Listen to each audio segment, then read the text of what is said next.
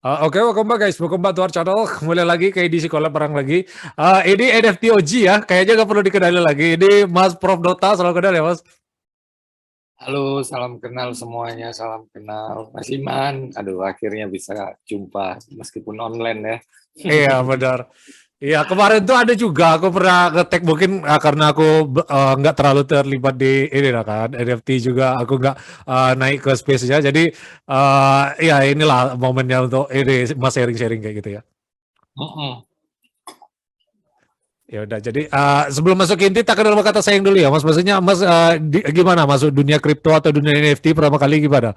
Dari itu Oh, 2017 atau 2018 atau lebih dari itu ada dong? dari dulu dari MIRC tahun berapa itu. Jadi ada teman dia nge-share tentang white papernya Satoshi itu. Habis itu kita mulai bermain mining Bitcoin dan lain-lain 2011 mungkin 2010 aku lupa ya.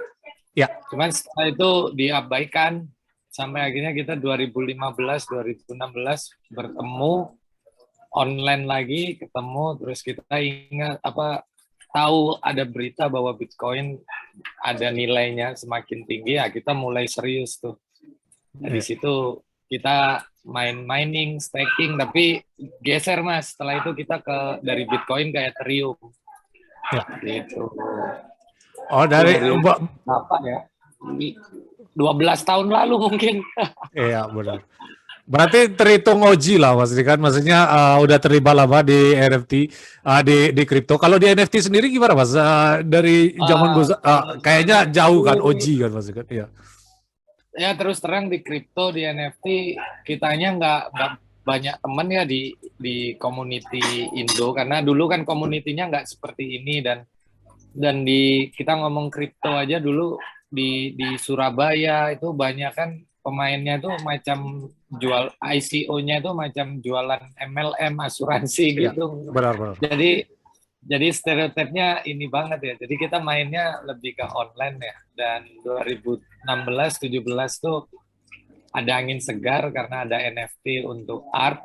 Nah, itu Ya. kita ada teman-teman yang dari luar sana, teman-teman online yang bawa ke sana.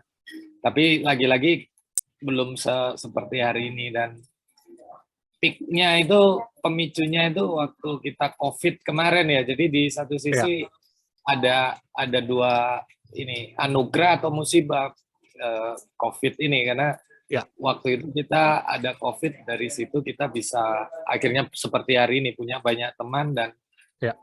sejak itu akhir 2020 mungkin masuk 2021 itu berani akunya memutuskan menginjakkan dua kaki di NFT di Web3 ya jadi nggak ngambil project di Web2 lagi dari Iya, benar. 2021 lah kalau aku ngomong ya anugerah atau musibah Ya, COVID itu lah tergantung perspektif lah. Ya, aku ngerti. ya. Yang jelas banyak orang yang nggak beradaptasi agak susah untuk dia dibilang anugerah kan. Tapi di sisi lain Mas nganggap anugerah soalnya udah siap ini kan industrinya mungkin sama skill set Mas sudah mumpuni jadi lebih gampang lah untuk beradaptasi mungkin kayak gitu ya. Benar banget. Ya, Nah, terus sendiri kebetulan ya jadi karirnya di developer ya, jadi ya nggak kikuk juga gitu waktu masuk memberanikan diri masuk ke Web3 sepenuhnya gitu. ya benar. Jadi kayak gitu. Terus ini apa kalau misal Mas kan juga developer kan, maksudnya uh, sekarang project pasti ya kayak gimana? Apa fokus ke developing NFT-nya atau lebih fokus ke art-nya atau gimana? Soalnya kan ini dua dunia yang berbeda kan.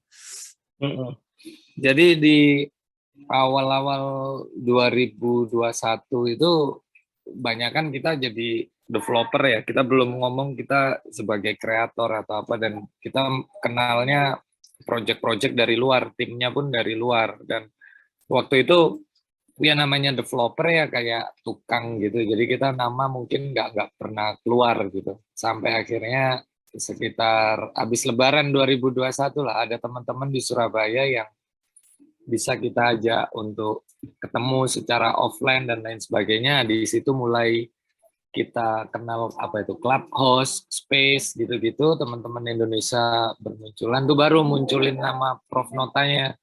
Nah itu kita masih banyak project tapi sebagai developer, tapi di sisi pertemanan dengan kreator ini di community Indonesia kan kebanyakan kreator. Kitanya Ya, benar. masih mengenal art, mengenal ini, tapi itu pun kita nggak menjadi kreator. Sayanya masih orang nggak bisa gambar, Mas. Ya, Nah, benar. kenal AI, kenal kenal generatif art, itu kita akhirnya berkaryanya di sisi itu sampai akhirnya akhir tahun 2021 memberanikan diri dengan teman-teman Surabaya bikin project Roti Broy.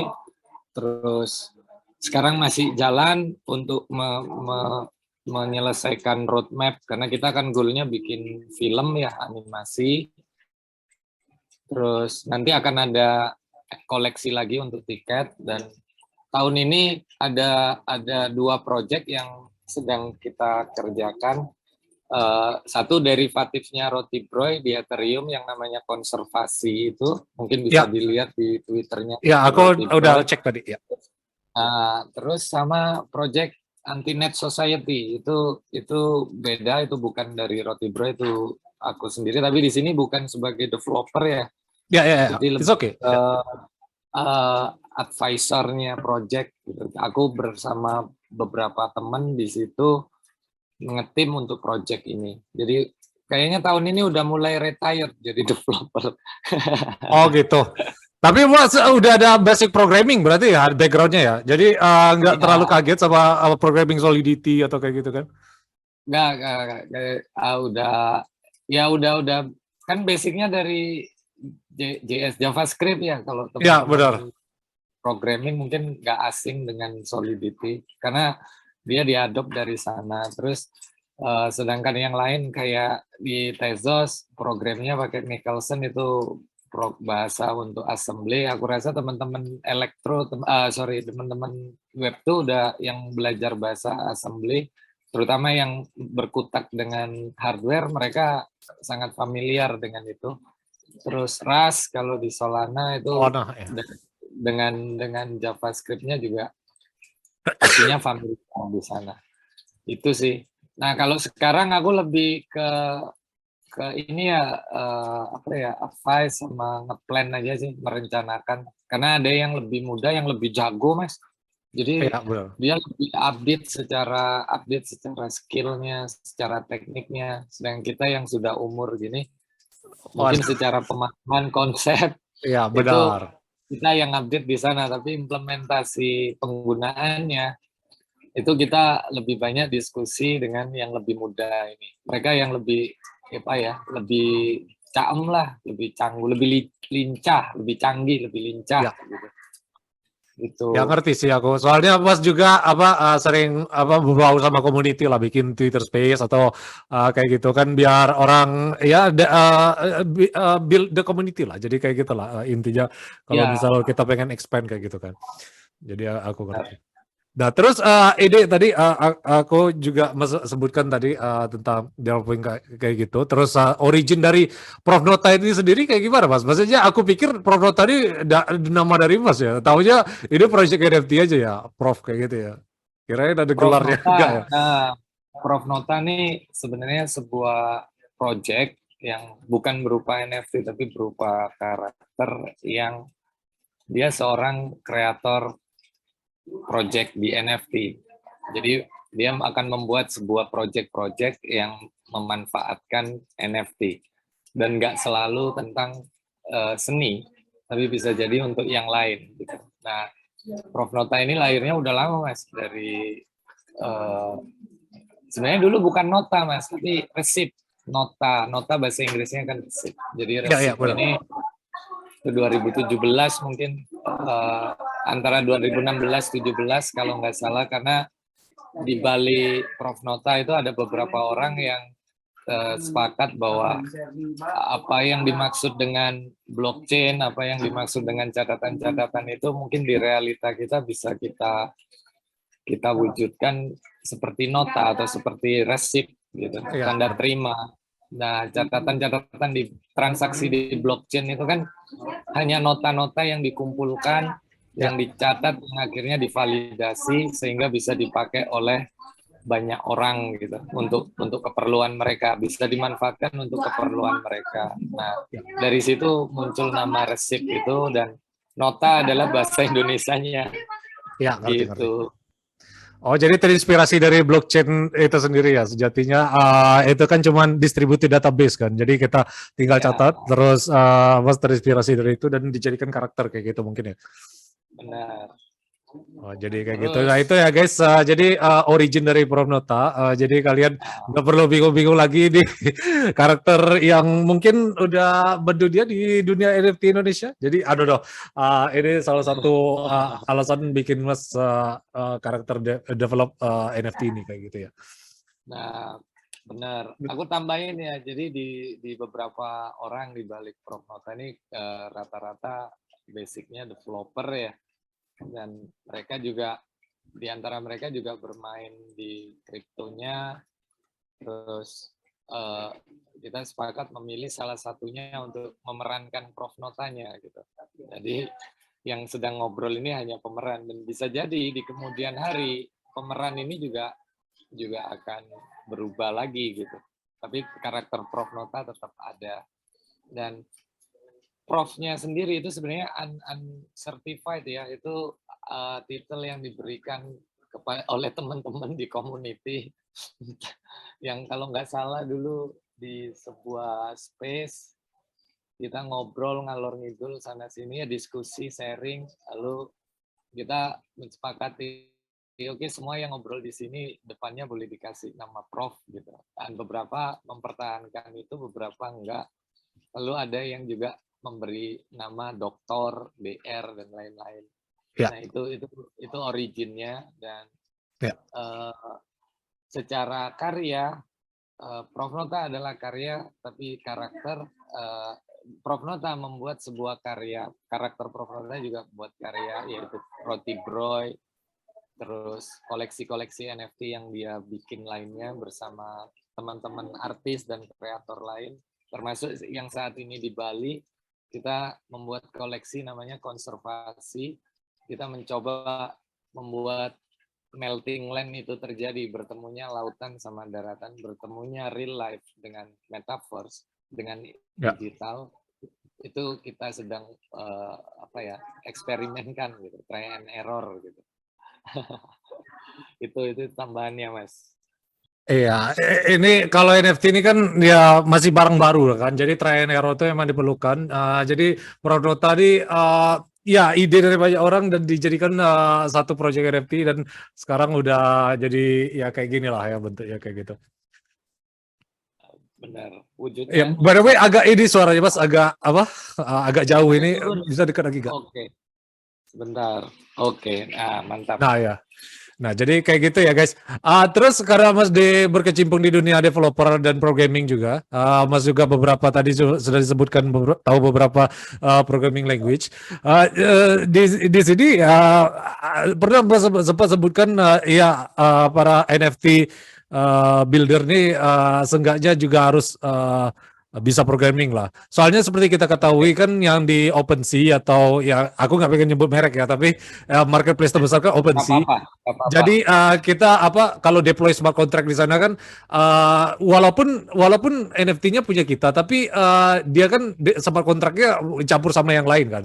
Nah, apakah hal itu yang bikin NFT programming ini esensial, atau ini ada satu hal yang lain? Soalnya kalau misalnya NFT yang setahu aku ya, ini correct me if I'm wrong, kalau dia tuh kan kalau misal dibikin kayak WIP atau kayak apa yang bikin ada 1, 2, 3 kayak gitu kan. Nah, kalau dibikin di deploy di sana kan jadi satu aja kan. Nah, kalau misal kalian bisa deploy smart contract sendiri itu lain cerita kan, bisa owning quote on quote owning ini kalian kan, NFT kalian. Nah, benar-benar gimana itu, bisa di-elaborate gak? Oke, jadi kita ngomong fundamentalnya dulu ya, Ya, benar. NFT atau non fungible token itu sebenarnya dulu diprakarsai. Aduh, bahasaku udah kayak menteri nih.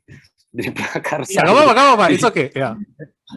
diinisiasi untuk memberikan solusi kepada kreator aset. Jadi memberikan solusi kepada sebuah aset agar aset ini, apapun asetnya, digital maupun fisik, maupun aset seni wujudnya, ataupun properti, ataupun identitas, itu bisa diidentifikasi asetnya. Nah, identifikasinya dengan sebuah token yang punya sifat non fungible, tidak bisa dipertukarkan atau tidak sama gitu, tidak sebanding. Nah, lalu di teknologinya itu di Ethereum waktu itu ada istilahnya smart contract atau program yang bisa ditanam di blockchain, sehingga kalau program atau smart contract itu yang create atau yang membuat adalah seorang kreator aset, pembuat aset, maka program ini menjadi solusi untuk memberikan otoritas sepenuhnya kepada kreator. Artinya mungkin di real life seorang kreator, mungkin di seni bisa dibilang artis, itu mungkin otoritas terhadap karyanya nggak 100%, Mas. Tapi di blockchain dengan adanya teknologi NFT dan smart contract dan NFT ini, itu mensolusikan agar kreator atau artis bisa benar-benar mewujudkan otoritas 100%-nya tadi kepada asetnya. Jadi dia bisa mengendalikan itu sepenuhnya, dan elaborasinya akhirnya wujudnya ketika kita membuat smart contract, yang mana ini smart contract ini program yang nantinya bisa dipakai untuk mencetak, menerbitkan, atau minting sebuah token, dan ditempel atau di pair, dipasangkan dengan sebuah metadata. Metadata ini adalah sebuah data yang menginformasikan tentang aset. Asetnya ini secara otoritas itu bisa dikendalikan oleh kreatornya, karena dia yang membuat smart contract-nya. Jadi kalau misalnya di kemudian hari aset itu anggap aja sebuah rumah gitu ya. Rumah diidentifikasi dengan token nomor sekian dari smart contract ini. Rumahnya pindah, Mas. Oke, dipindah tuh, tokennya dipindah. Token nomor sekian ini pindah, diganti asetnya. Karena si pembuat rumah ingin menggaransi bahasanya rumahnya rusak, terus digaransi dengan rumah baru gitu. Nah, otoritas itu bisa dimainkan sama si kreator, dan si pemilik nantinya dia akhirnya lebih enak secara direct, dia antara pemilik token atau pemilik aset, dia bisa direct dengan kreatornya tanpa harus ada pihak ketiga yang menghubungkan mereka. Kita anggap aja sebuah rumah tadi, mungkin dia antara pembuat rumah dan dengan owner, kreator dan owner dihubungkan oleh mungkin leasing atau perbankan, karena mereka masih memakai pihak ketiga untuk memilikinya. Tapi di blockchain, di smart contract kita NFT ini, itu bisa direct, dan yang luar biasanya transparan. Jadi apapun yang dia lakukan, dia mengubah aset, mengubah ini semua terrecord, karena itu masuk dalam kategori transaksi. Jadi itu terrecord. Jadi owner dia tahu loh kok asetnya diganti loh. Nah, dia bisa langsung ke kreatornya.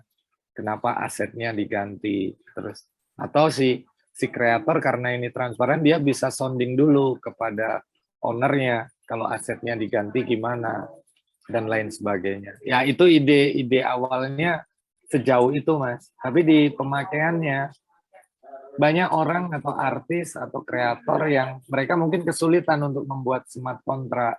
Mereka nggak memahami teknologinya. Akhirnya sebuah marketplace itu bukan jelek, tapi bagus karena mereka membuat sebuah smart contract yang bisa dipakai bersama. Gitu. Yang mana smart contract itu mencatat setelah token dicetak, itu dia mencatat siapa yang mencetak dan siapa yang memiliki. Itu sudah cukup bagus. Cuman ada kelemahan. Kelemahannya ketika seorang calon pembeli ingin memverifikasi apakah ini legit, apakah ini aset seni, ini original, bukan copy minting, dia ada kesulitan. Karena kita tahu kolektor atau calon pembeli juga mungkin gaptek juga ya. Jadi dia kesulitan ketika ngecek sebuah smart contract, smart contractnya sama OpenSea, dan di OpenSea banyak aset, banyak token, dan kita copy min dengan smart contract yang sama, ya akhirnya jadi susah untuk memvalidasi apakah ini smart contract dari aset itu karena pakai smart contract OpenSea. Itu yang jadi dilema. Nah, hari ini developer Web3 sudah cukup pesat ya, dan aku rasa seorang kreator seawam apapun, dia nggak ngerti programming, nggak ngerti coding, nggak ngerti bagaimana menulis smart contract, membuat smart contract. Mereka cukup menggunakan platform-platform seperti Manifold, Third Web untuk membuat smart contract mereka sendiri tanpa harus bisa coding. Dan itu caranya sama, tinggal klik gitu aja, baca klik gitu. Jangan asal klik ya, tapi baca dulu tanpa harus ngoding dan lain-lain. Itu sekarang bisa, dan teman-teman kreator artis sudah lebih satu langkah lebih maju untuk memiliki smart kontraknya sendiri-sendiri dan nggak perlu rame-rame pakai smart OpenSea ya. Ya. Itu kurang lebih cerita panjangnya begitu, Mas Iman. Ya benar. Jadi seperti itulah yang bikin NFT kreator lebih esensial jika kalian punya skill dalam programming kayak gitu ya, Pas. Ya, jadi nggak harus skill programming, nggak harus. Sorry. Jadi kreator cukup atau artis cukup mempelajari bagaimana sebuah tool, sebuah alat digunakan. Nah, tool-tool yang aku maksud adalah tool-tool untuk membuat smart contract sendiri, karena tool itu tidak mengharuskan kita bisa programming. Hanya kita mau membaca dan ngeklik gitu aja. Kayak Manifold, kalau teman-teman buka manifold.xyz atau thirdweb.io apa .com gitu ya, aku lupa. Itu kita dimudahkan. Jadi kita tinggal klik ngikuti panduan mereka, kita udah bisa membuat smart contract kita sendiri. Bahkan kita juga bisa membuat sebuah NFT dengan aset dinamis. Artinya kita bisa bikin token yang gambarnya bisa kita ganti seiring waktu. Misalnya kita ingin asetnya sebuah telur gitu. Ya. Nanti setelah 3 minggu dia menetas, setelah 3 minggu dia tumbuh besar lagi jadi ayam yang lebih gede atau dinosaurus, atau itu bisa. Itu tanpa harus coding tuh. Teman-teman nggak harus programming, itu bisa. Gitu. Ya, jadi seperti itu ya guys. Tadi ya dibilang wajib tuh nggak juga wajib, tapi lebih esensial lah. Kalau misal kalian pengen tahu cara kerjanya work under the hood, jadi kalian bisa cek sendiri tanpa rely sama salah satu platform kayak gitu mungkin ya, Mas.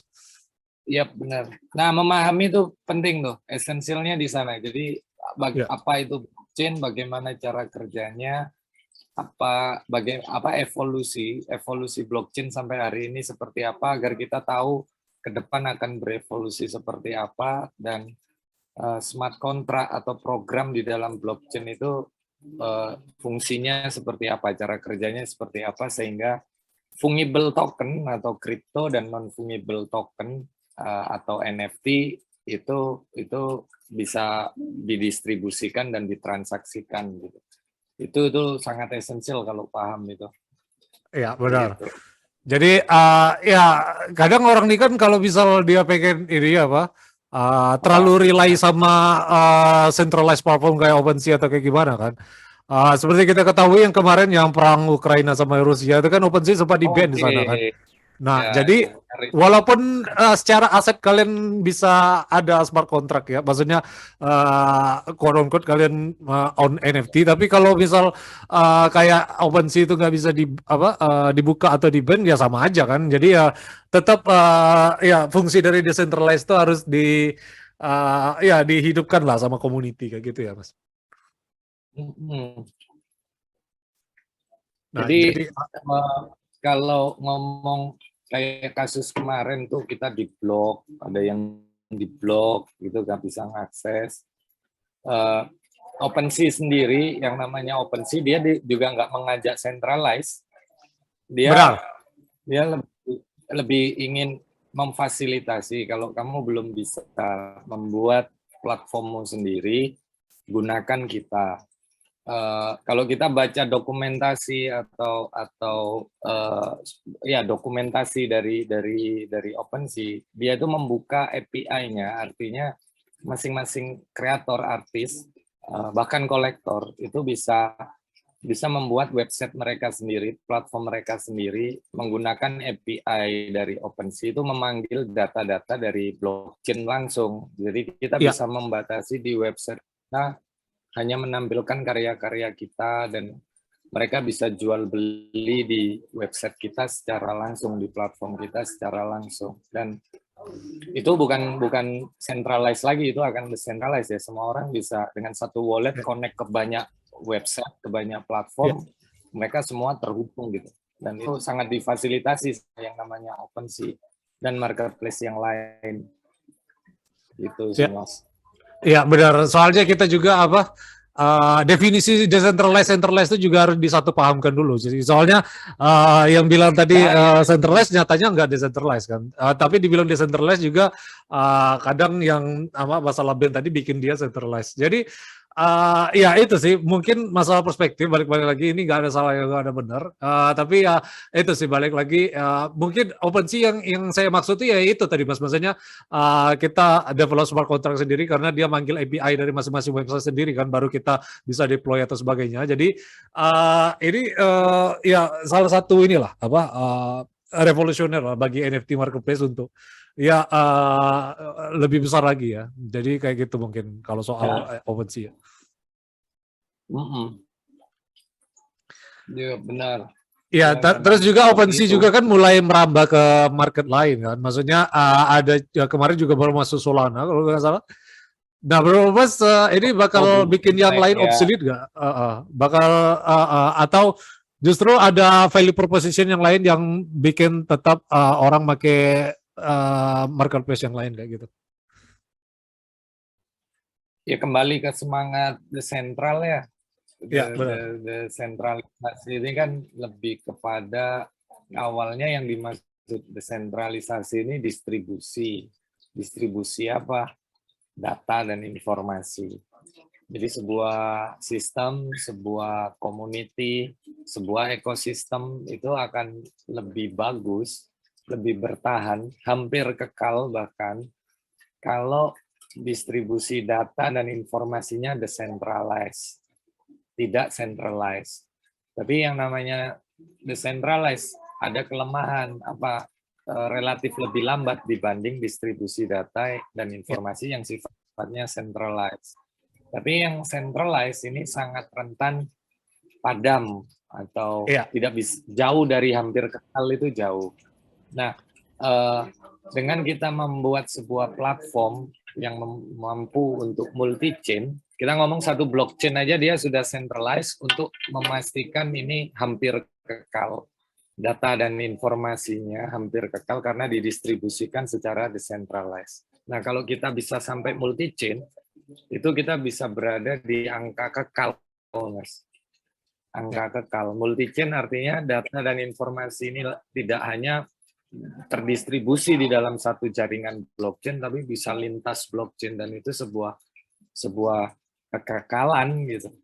Kita ngomong kalau sebuah blockchain itu satu planet, kalau data dan informasi di planet itu terdistribusi secara decentralized seperti udara, seperti air, dan kita bisa lintas planet, distribusi itu lintas planet, aku rasa kita akan lebih kekal gitu. Ketika satu planet hilang, kita bisa berada di Mars.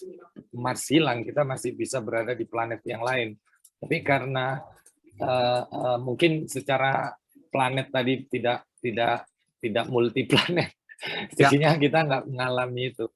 Nah, jadi kalau ada sebuah platform yang membuka atau memberanikan dirinya untuk multi chain, tidak cross chain ya, tapi multi chain, kita diajak untuk mengekalkan apa yang kita miliki, aset-aset yang kita miliki, data dan informasi yang kita catat di sana.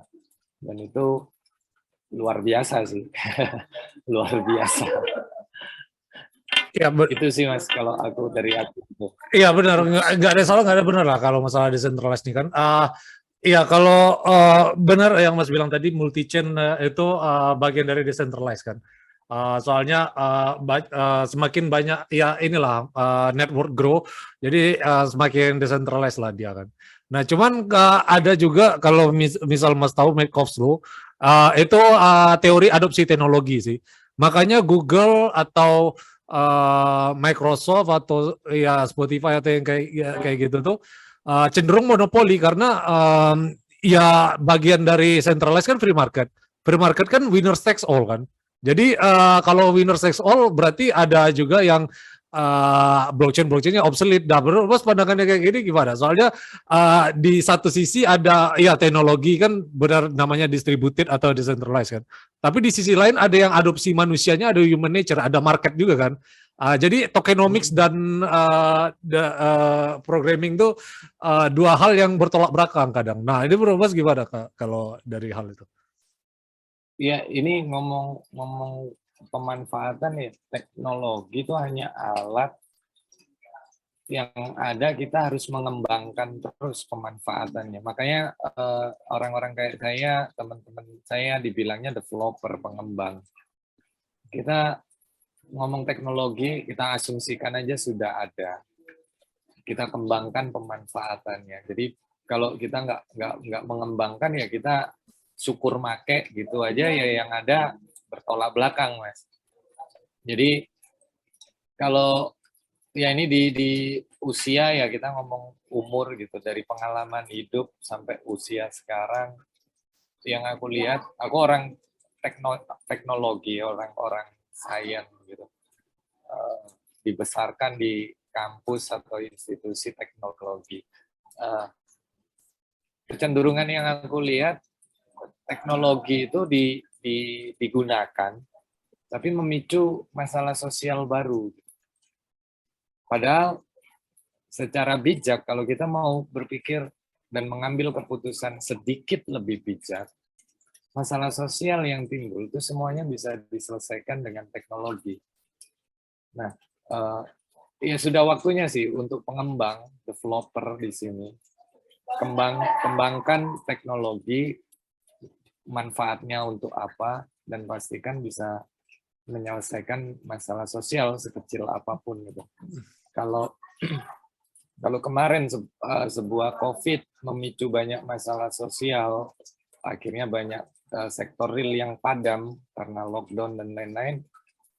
Apa yang terjadi di NFT, apa yang terjadi di kripto, aku rasa itu jadi solusi untuk momen itu gitu. Dan kita bisa ngambil sisi baiknya itu.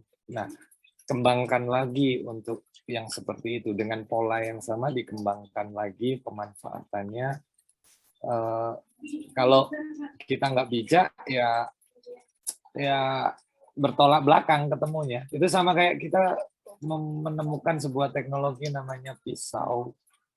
Kalau kita gunakan untuk nodong orang, nusuk orang, ya itu akan bertolak belakang dengan urusan sosial, dengan ekonomi, dengan ini. Tapi kalau kita gunakan itu untuk menghibur, kita bikin sirkus, lempar pisau, bisa nancep tepat sasaran, itu sebuah hal yang entertain. Atau kita gunakan untuk motong tahu, potong buah, nah itu akan jadi. Nah, aku rasa di sana sih, siapapun orangnya, jangan dilihat ini bertolak belakang dulu, tapi manfaatkan itu, kembangkan manfaatnya. Kita nggak boleh bukan antipati ya, kita langsung, kita belum memakai teknologi itu, tapi kita sudah bilang ini sangat bertolak belakang dengan apa yang dia jalani selama ini. Ini jangan dulu. Bukan ini Mas, bukan pendapat, tapi ada teorinya. Markov's Law. Ya? Makanya Google atau apa itu kan cenderung monopoli kan, karena memang winner takes all kalau dibikin free market itu. Jadi ada yang menang, ada yang kalah. Kan kalau free market kan ada yang menang, ada yang kalah kan. Jadi kalau menang dia tuh ya mencakup semuanya. Jadi susah untuk bersaing lagi kalau yang lainnya. Search engine yang lain juga ada kayak contoh Oh, DuckDuckGo atau Brave. Tapi tetap Google yang masih ini kan apa masih ini. nomor satu kayak gitu. Ya itu Itu teori Google-nya Macaulay iya. atau penggunanya ya, ya. Iya, network effect namanya tuh. Kalau network effect itu kan Oh, iya, semakin iya, banyak iya. user yang mengadopsi suatu teknologi kan. Jadi Iya, ya itu berbanding lurus sama ini sih tadi yang Markov law itu tadi sih. iya, iya, iya, benar. Jadi kayak pendulum gitu ya. Iya benar. Jadi ya makanya Bitcoin, Ethereum itu nomor satu, nomor dua terus karena memang ada real community-nya Oh sama iya. nggak bukan cuma community itu tapi value proposition-nya juga sama kayak Google atau kayak yang lain tuh. Ya Mm-mm. kayak gitulah paling. Iya, iya, iya, iya. Ya benar sih. Emang emang ini. Ya, tapi aku lebih lebih ke ini ya. Aku nggak melihat ke sisi, oh bukan bukan obrolanku nih bukan untuk ke sisi yang sana, tapi ke pengguna lah, kita yang di bawah pengguna, kita yang menikmati penggunaan itu atau yang tidak menikmati penggunaan itu, eh, kita bijak lah dalam menggunakan apapun itu, Ya, it's okay. biar, biar kalaupun itu membuat mereka menang, seenggaknya kalahnya kita kalah yang bermanfaat untuk kita gitu.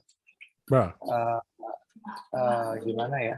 Mungkin kita selama selama ini terlalu jauh melihat ke sana sampai tidak melihat ke kita sendiri. Kalaupun menurut mereka ada yang kalah, ada yang menang, tapi kalahnya kita ini adalah sesuatu yang bermanfaat, menambah benefit ke kita, menambah value ke kita.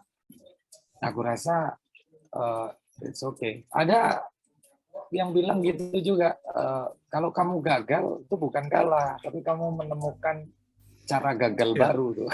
Asik. Wah ya itu jadi Ya kayak gitulah semaksimal soal mungkin begitulah, biar nggak ini. Kalau nggak kita kegiles mas, karena ya ya. kembali kita kan kecil ya, di bawah kan kecil dibanding yang Iya, di makanya atas. jadi ada yang nomor satu, nomor dua tuh bakal selalu ada dan saling bersaing. Terus juga secara psikologis kan namanya market juga kan kita mungkin cuma dua aja yang di comprehend di otak kita ya. Contoh kayak Pepsi, Coca-Cola. Jadi kalau misal blue chip NFT pun juga kayak gitu kan. Maksudnya kayak Ya, Bored Ape sama iya pokoknya yang market cap-nya gede lah. Jadi itulah yang bikin apa? Make cost law itu benar-benar teori, bukan hanya sekedar teori tapi memang implementasinya juga udah ada. Jadi ya itulah soal-soal mengenai itu tadi ya. Nah ya itu kalau misal ini sendiri mas apa tadi mas sempat sebutkan multi chain sama cross chain ya. Bagi noob yang nggak tahu nih, mungkin bisa dari NFT dan ini perspektif, developer perspektif, oke. bisa di-share dulu ininya apa, mungkin komparasinya sama mungkin yang necessary yang mana yang mungkin esensial untuk perkembangan NFT ke depan. Oke. Cross chain dan multi chain. Jadi kalau kita ngomong eh, cross chain itu kita berpindah ya, kita lintas lintas blockchain gitu, kayak kayak aku warga negara Indonesia lalu aku pindah ke warga negaraan Malaysia gitu, dan itu cross chain gitu. Tapi kalau multi chain aku punya dua kewarganegaraan gitu. Dan uh, uh, secara ngomong esensialnya ya aku rasa menurut pengalamanku dan aku menyimpulkan lebih baik itu kita bisa multi chain, karena kita nggak tahu akan apa tadi di depan ada nomor satu, nomor dua, dan itu bisa berganti gitu ya. Kalau kita cross chain, ya ya kalau aku nyebrang ke sebuah negara, habis itu negara yang aku seberangi nggak lebih makmur dari negara yang aku tinggalkan gitu kan. Akhirnya aku harus balik lagi gitu. Nah, uh, solusi terbaik atau pilihan terbaik multi chain. Jadi jangan ragu untuk multi chain. Yang penting kita bisa mengatur waktu, mengatur pikiran, uh, agar nggak terjebak di sana dan kita terlalu sibuk habis waktunya untuk di metaverse, di NFT, di kripto gitu. Kadang kan sampai kita bahas mental health dan apa tuh, sampai ke bawah mimpi karena bermain itu. Ya, multi chain better than itu aja sih. Kalau mungkin ada yang lebih detail, pertanyaan lebih detailnya, mungkin Ya, nanti itu oke, bisa. nggak ada salah, nggak ada benar. Itu tadi kan pendapat aja. Jadi, Mas sudah sebutkan tadi, simpulkan bahwa multi chain lebih inilah untuk perkembangan NFT di masa depan kayak gitu mungkin ya. Nah, terus juga ini ada juga yang pengen aku tanya tadi ini juga karena Mas berkecimpung di developing juga. Ya, kalau di NFT marketplace kan yang Mas bilang tadi kalau OpenSea itu punya API itu masing-masing sendiri ya. Nah, kalau misal di NFT-nya sendiri, Mas, IRC berapa yang kira-kira uh, kan di Oh, iya, NFT kan menarik. ada beberapa IRC kan, IRC token ya kan, Iya, iya, iya. yang dia tuh non fungible lah, maksudnya unik token yang nggak bisa di tradable dan liquid kayak token kayak Bitcoin atau yang lain kan. Jadi berapa di sini RRC yang mana yang biasanya sering digunakan di kripto, Mas, atau ini Oke. sama aja di antara Ada RRC yang hal baru juga sih ini. Ini menarik nih. Jadi ya kalau ngomong IRC, yang namanya ERC, ERC itu sebenarnya kan hanya sebuah standar ya yang diusulkan, ya ini di Ethereum ya terutama, ya benar sebuah standar yang diusulkan dan di-approve oleh konsensus untuk digunakan gitu. Jadi standar menulis sebuah smart contract. Nah, standar-standar ini sangat banyak, Mas. ya Dan sifatnya dependensi. Jadi ada standar A, standar B, standar C dan seterusnya. Standar 1, ERC1, ERC2 dan seterusnya banyak sekali, tapi mereka saling dependensi, saling ketergantungan gitu. Kita ya ambil contoh yang sering kita gunakan yaitu ERC20. ERC20 itu untuk fungible token. ya Nah, benar di ERC20 itu kita bisa menggunakan dependensi dari ERC lain. Jadi ada standar lain yang bisa kita jadikan kayak semacam plugin atau komplement gitu. Jadi di dalam smart contract yang ditulis dengan standar ERC20 itu bisa dimasukkan ERC651, ERC berapa yang mana semuanya itu punya fungsi.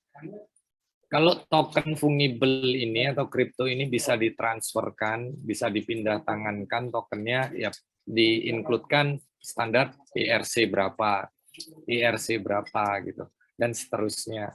Lalu ERC20 sendiri juga sifatnya terbatas. Jadi dia hanya untuk token-token yang sifatnya fungible.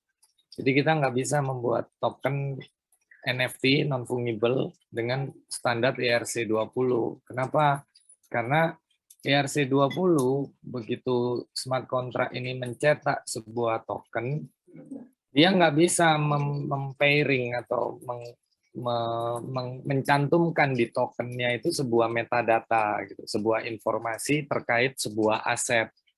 Makanya token yang dicetak dari atau diminting dari smart contract dengan standar ERC20 ini hanya bisa untuk fungible token. Terus yang kedua yang sering digunakan tuh ERC721.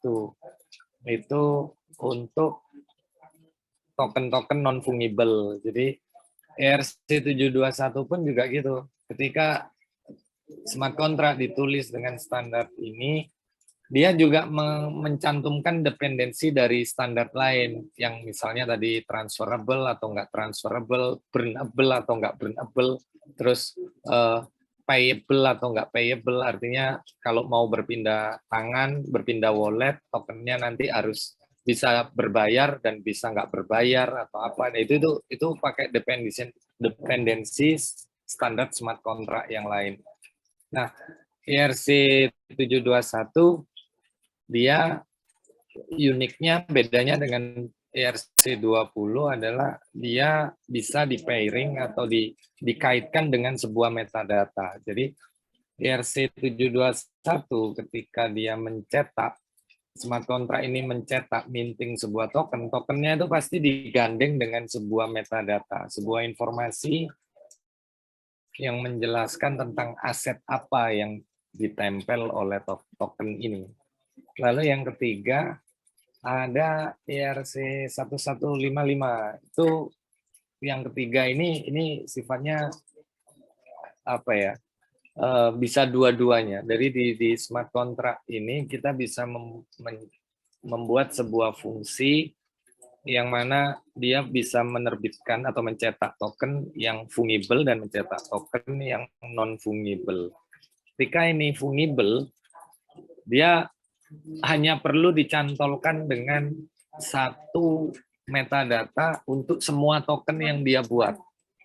Ya. Makanya di smart contract ini biasanya dipakai untuk NFT yang banyak edisinya, satu karya dengan banyak edisi, bukan one of one.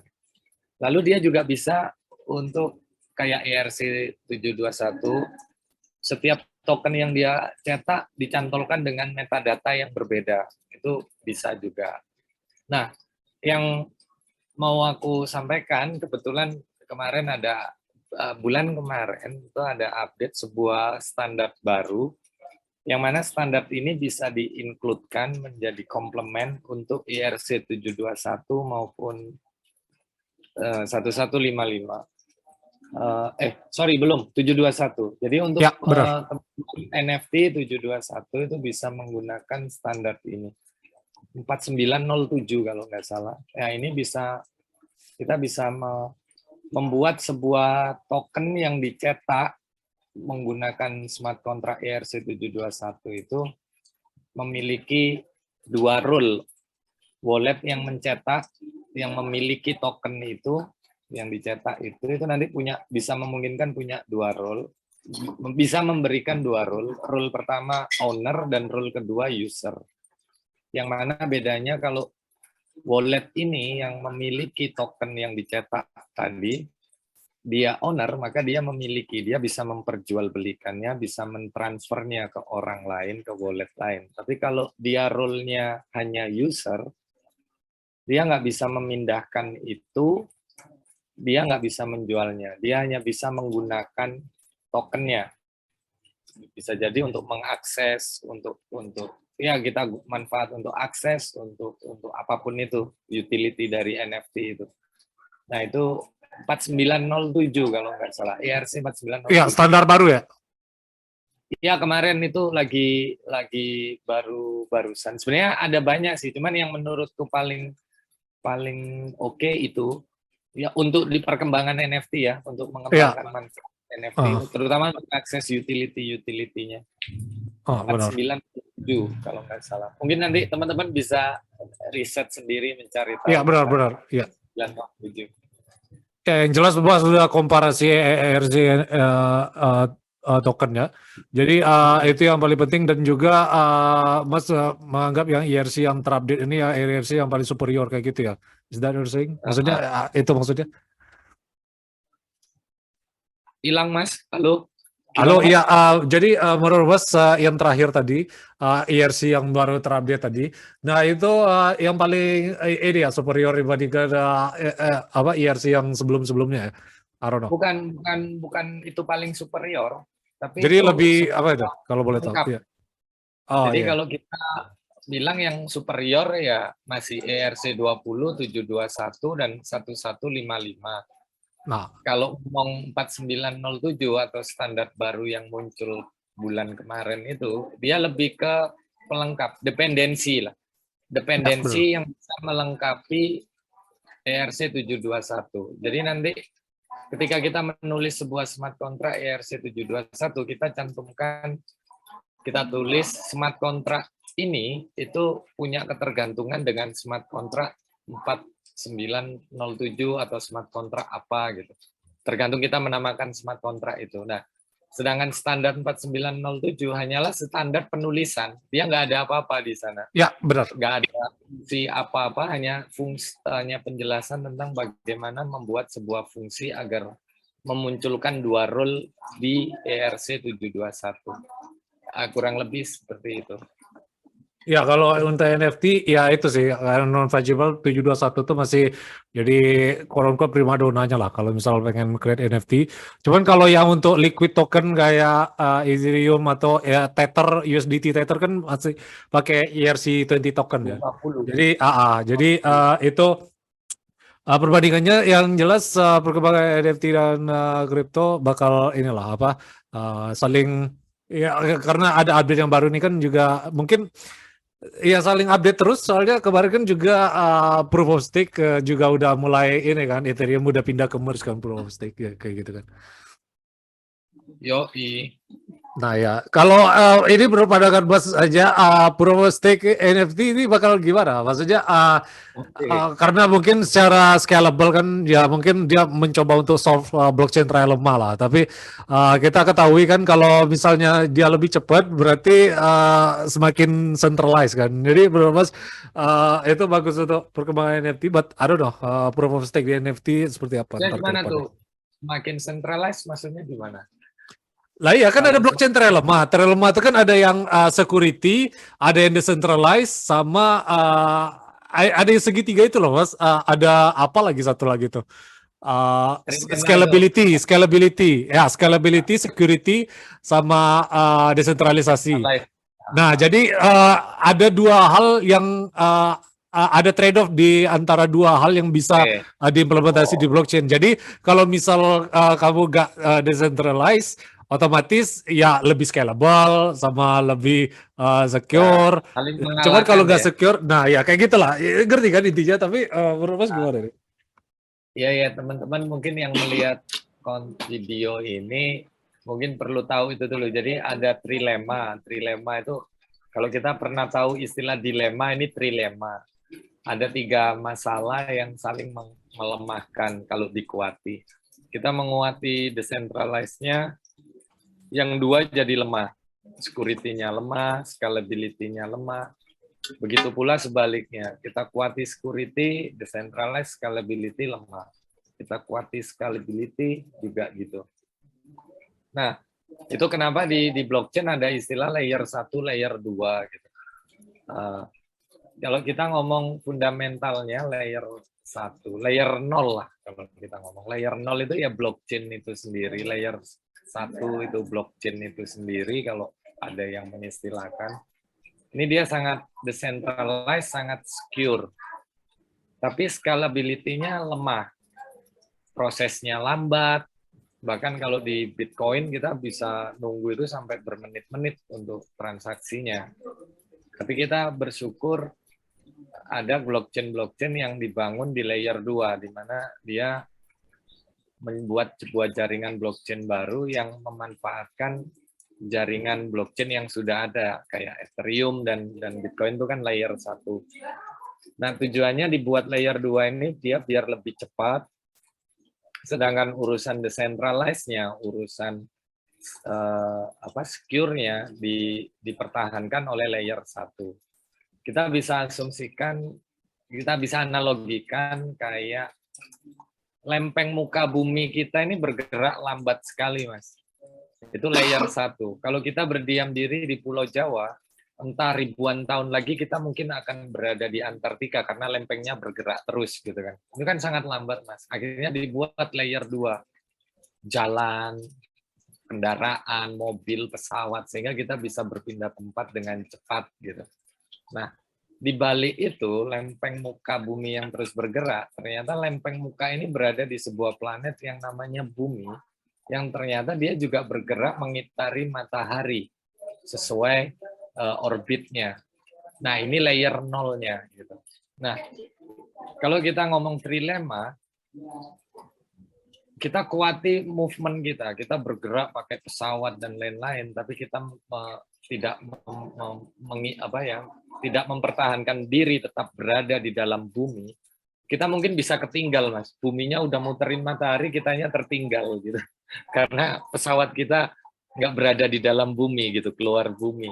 Nah, itu kenapa ada sebuah ya kita ngomong blockchain lah atau teknologi yang disebut layer 2 yang dia bergerak atau running di atas layer 1, di atas Ethereum. Contohnya kayak Polygon.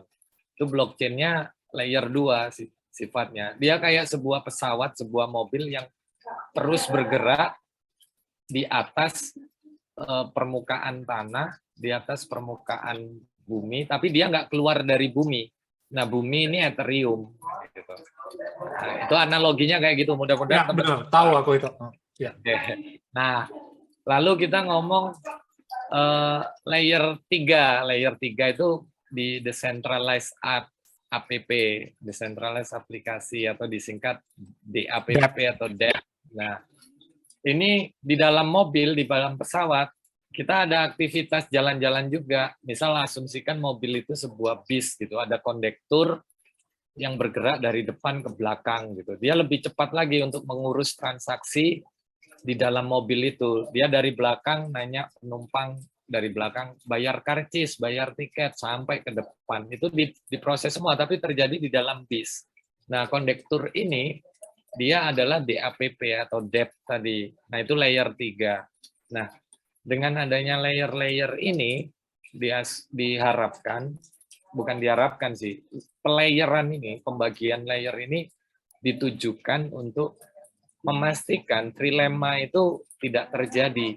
Jadi sisi security terjadi bisa dioptimasikan, sisi decentralized-nya juga bisa dioptimasikan, dimaksimalkan, sisi scalability-nya juga bisa dimaksimalkan, dioptimisasi. Jadi kalau misalnya kita hari ini menghadapi sebuah Ethereum atau bumi yang proof of stake, dia ingin menjadikan mobil-mobil ini lebih banyak gitu, lebih banyak orang yang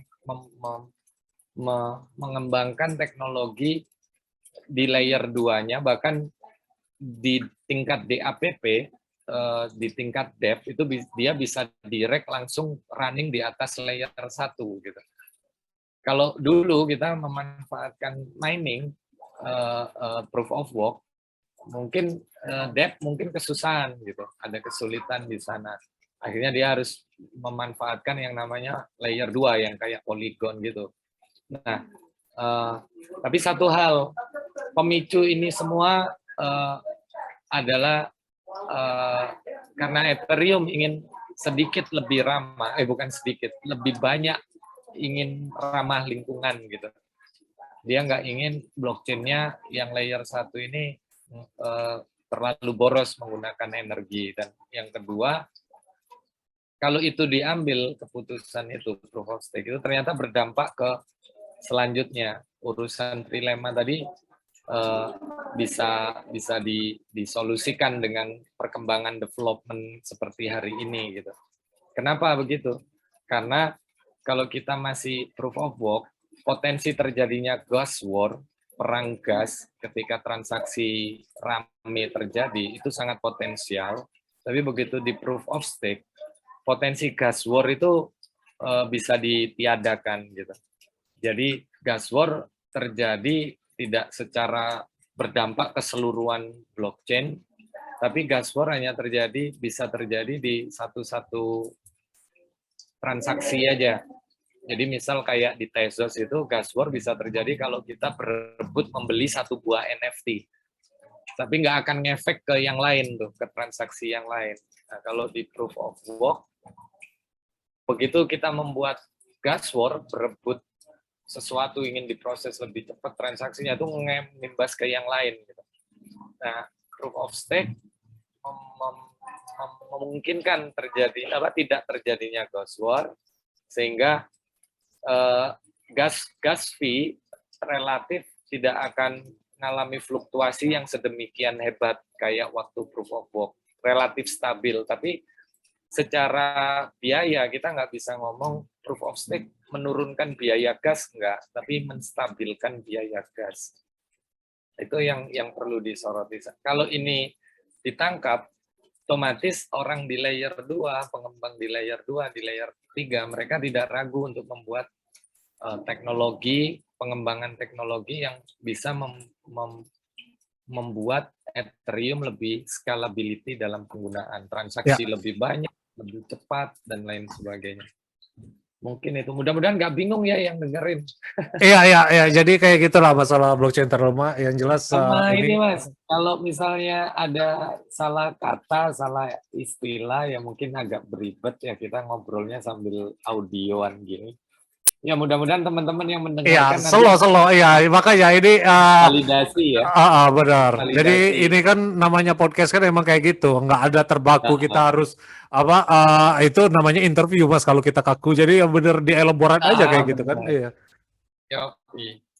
Divalidasi ya teman-teman yang Iya, dengerin dicari diri podcastnya. sendiri. Aku juga di moto di awal tuh kan kayak due diligence lah, maksudnya Dior. Yoi. Jadi baru bisa, ya udah dewasa juga sih kalau podcast nih.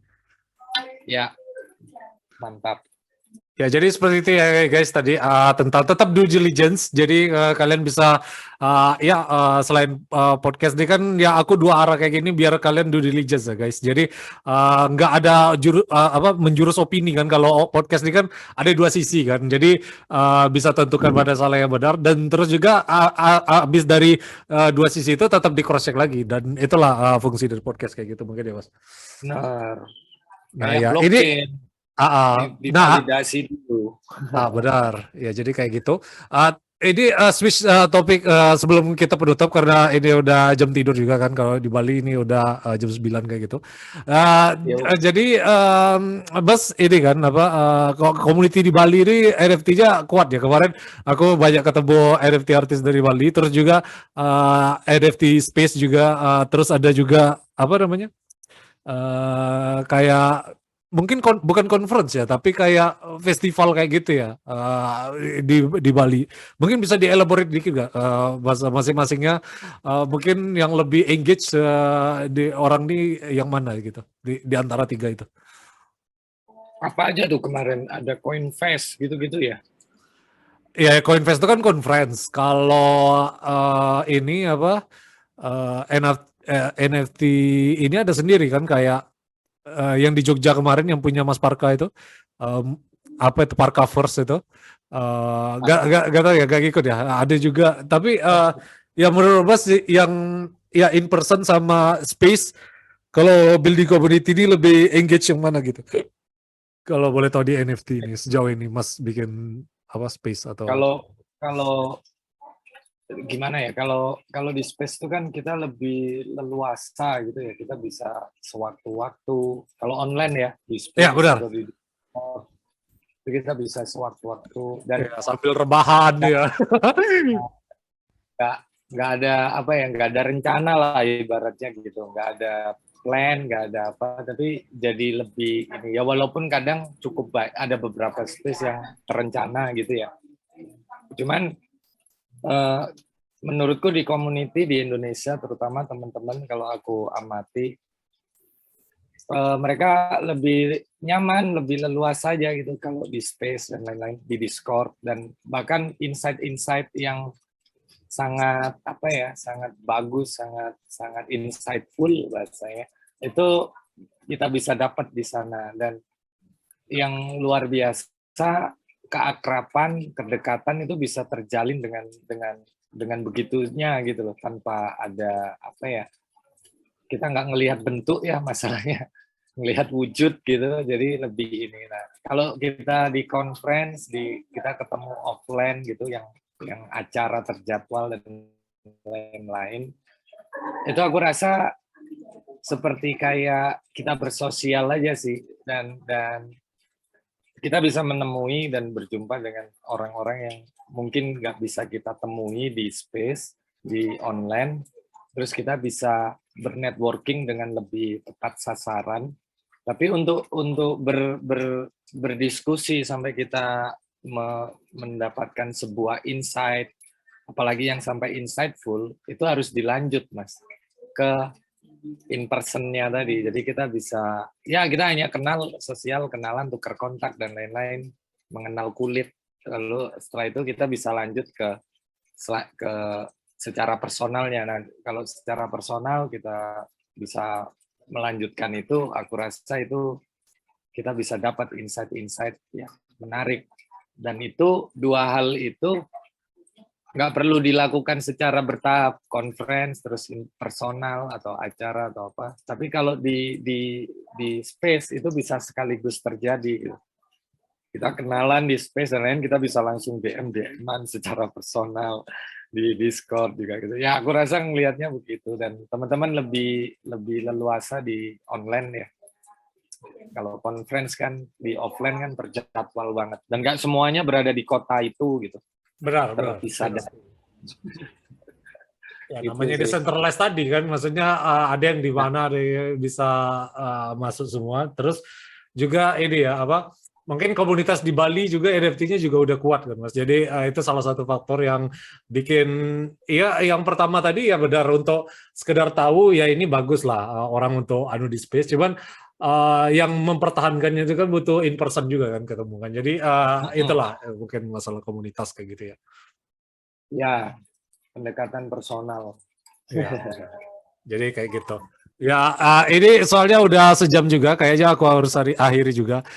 Ini just for fun of aja, Mas. Kira-kira ini apa? Masih bull market atau masih bear market? Mas punya target Ethereum, Bitcoin ke arah mana nih untuk 2 tahun ke depan lah, enggak ya? Just for fun, just for fun. Oke. Bull.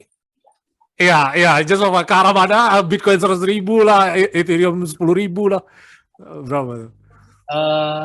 Aku di ini ku naik di akhir tahun ini mulai naik lagi. Ya mungkin kita akan turun di hari-hari ini ke depan, tapi di akhir tahun ini mulai menanjak naik. Iya. Begitu. Ada spesifik target nggak? Maksudnya berapa Ethereum, berapa Bitcoin, berapa BNB, berapa Solana? Nggak bisa sih. Cuman kalau kalau yang aku lihat begitu sektor real mulai kembali normal seperti sebelum di mana di COVID itu kan aku rasa akan banyak aset-aset yang akhirnya bisa diinvestasikan ke kripto, baik ke NFT dan ke kriptonya sendiri, dan naiknya seberapa yang jelas nggak setinggi tahun kemarin bullishnya.